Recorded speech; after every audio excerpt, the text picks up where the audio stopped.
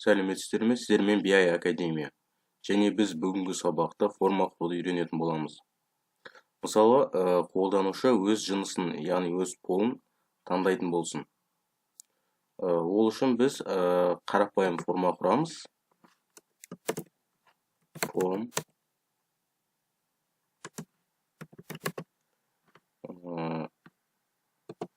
аты да form болсын.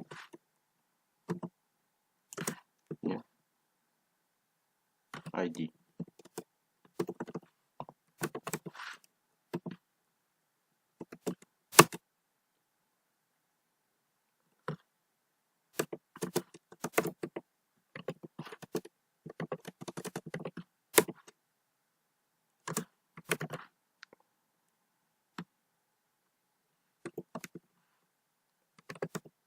Mail.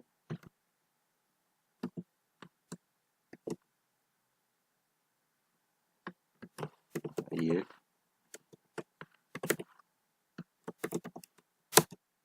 Және бізде 3 input болады. Біріншісі әйел жыныстығы.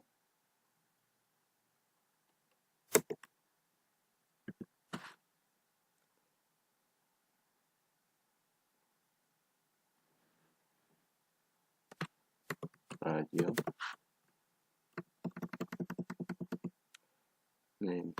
Пол болсын.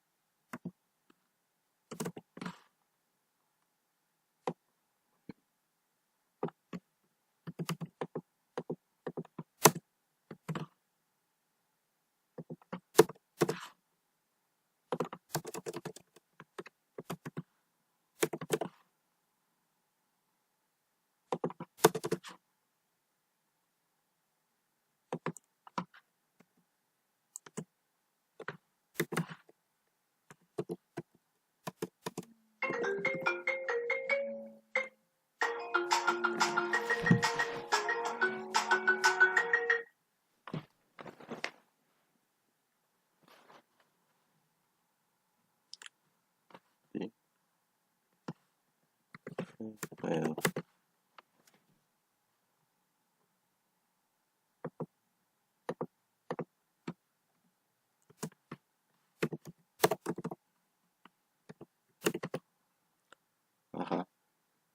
Енді біз span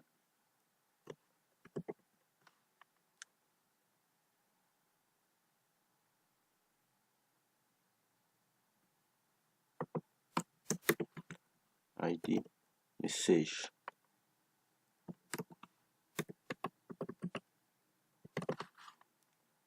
функциясын пайдаланатын боламыз.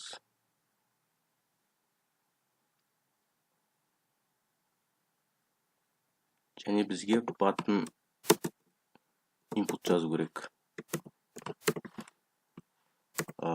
Тип button болады.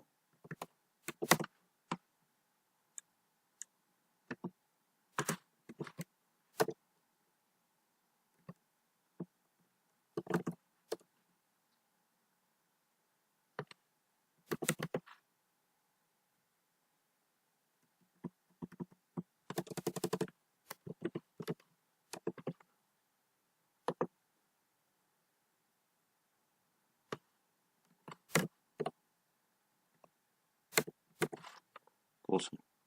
Мінекей біздің формамыз аяқталды. Енді біз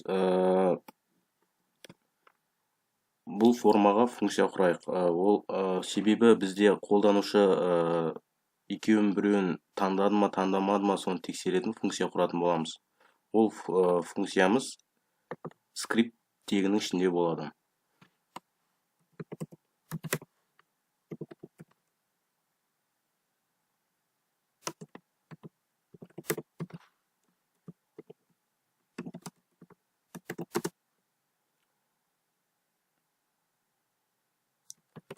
State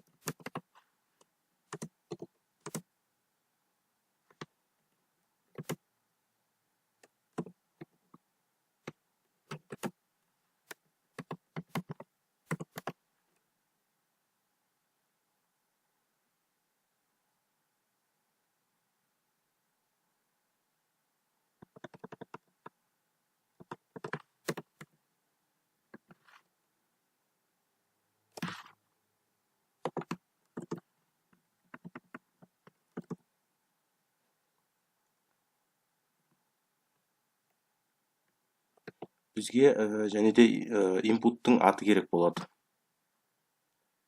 Name бізде аты Paul. Ол және де тік жақшаның ішіне жазылатын болады. Енді бізде ол мәселе қолданушы қай пол таңдады. Енді бізге соны анықтайтын функция керек. Біз ол үшін jQuery'де checkget функциясын пайдаланатын боламыз.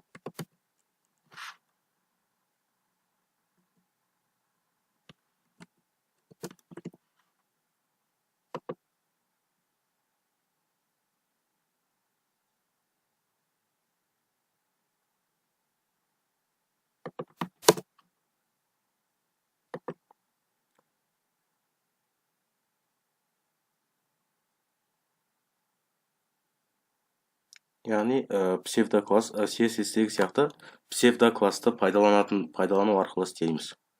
Және бізге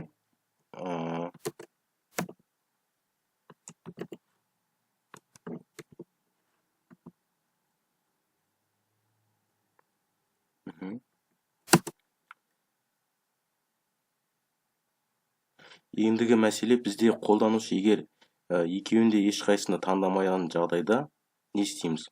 Ол үшін біз қолданушы екеуінде таңдамаған жағдайда қате деп шығаратын боламыз.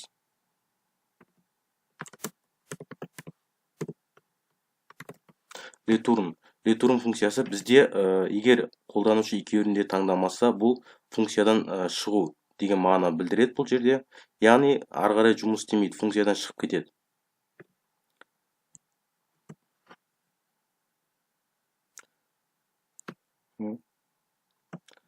Ол бізге экранға қате деп жазу шығаруымыз керек.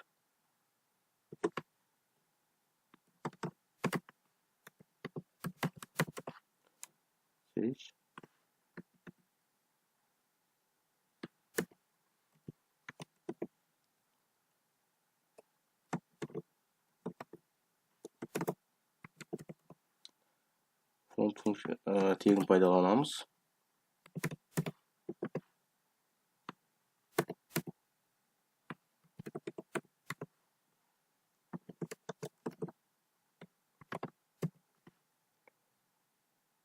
Егер бізге қате деген жазуды қызыл түсте шығаратын болсын.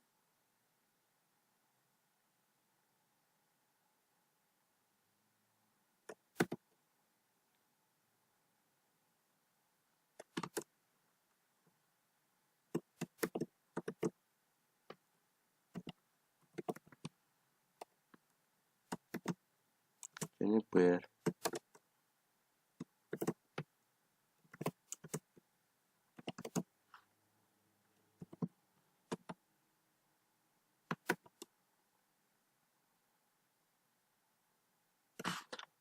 Мұнда фонттың арасына өз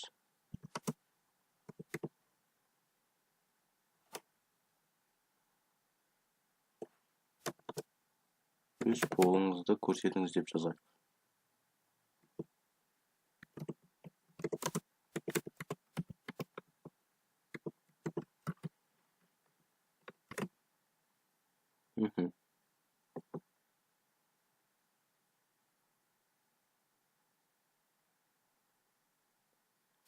Мұнда біздің функциямыз жұмыс жасамайды, себебі қазіргі кезде біздің формамен функциямыз ешқандай байланыс орнатып отқан жоқ. Ол үшін біз мына өзгерісті енгіземіз.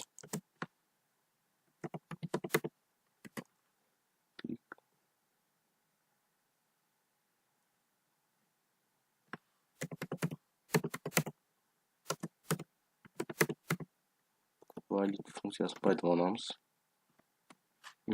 Енді дайын. Енді кодымызды тексеріп көрейік.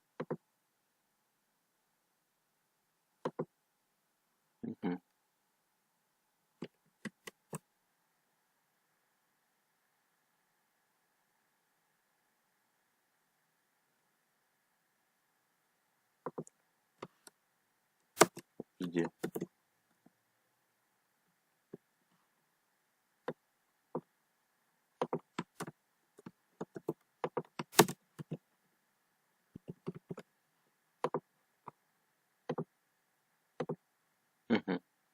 Енді дұрыс болды.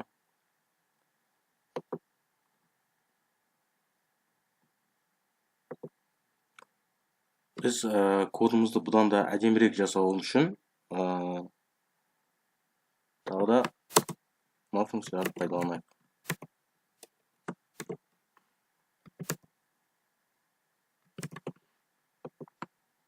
Біз енді тексеріп көрейік кодымызды.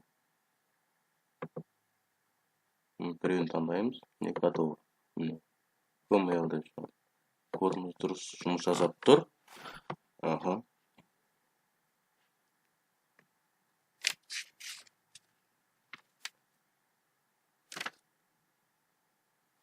Енді бұдан да әдемірек қылу үшін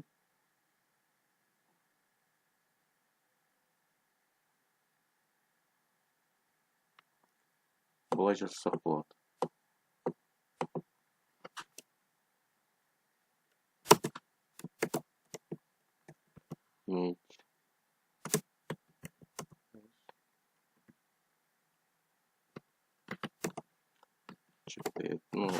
Бізде сурет жоқ, сондықтан кез келген формат жаза беруіңізге болады. Суреттің өзі жоқ себебі бізде.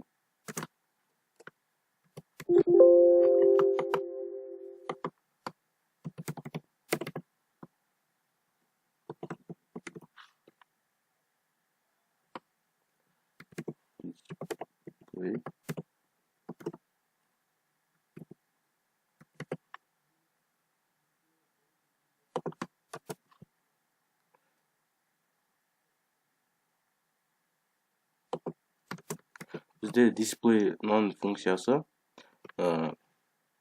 яғни бізде бұл жасырып қою функциясының қызметін атқарады, яғни бұл жасырып қою деген үшін қолданылатын функция.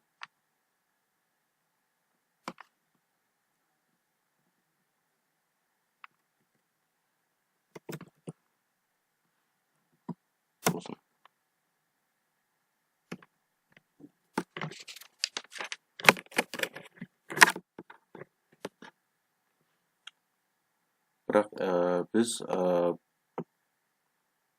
функциямызға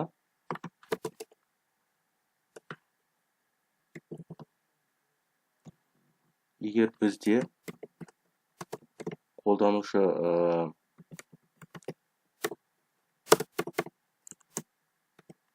еркек болса,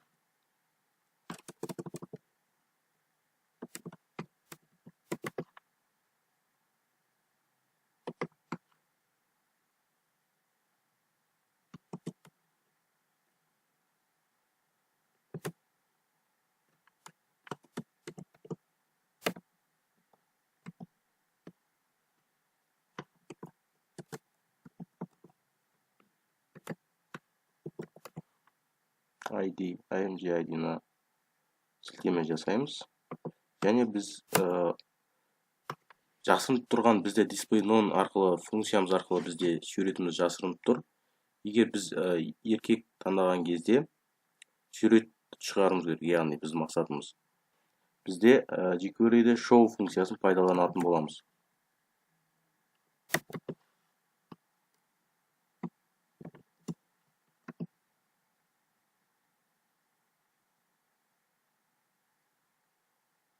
Яғни бізде show функциясы display none'ды жойып тастайтын болады.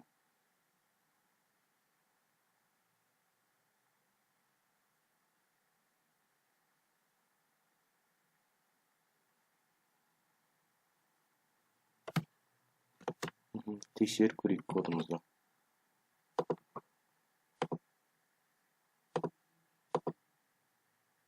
Бізде қандай да бір сурет пайда болды.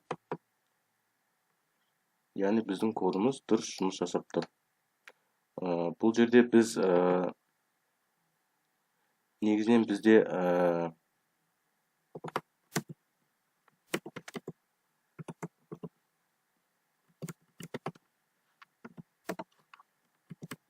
alert state болса егер,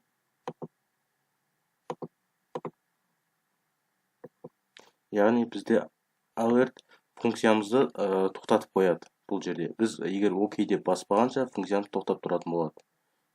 Яғни бізге әдемірек болу үшін бұл бізде қазір керек жоқ.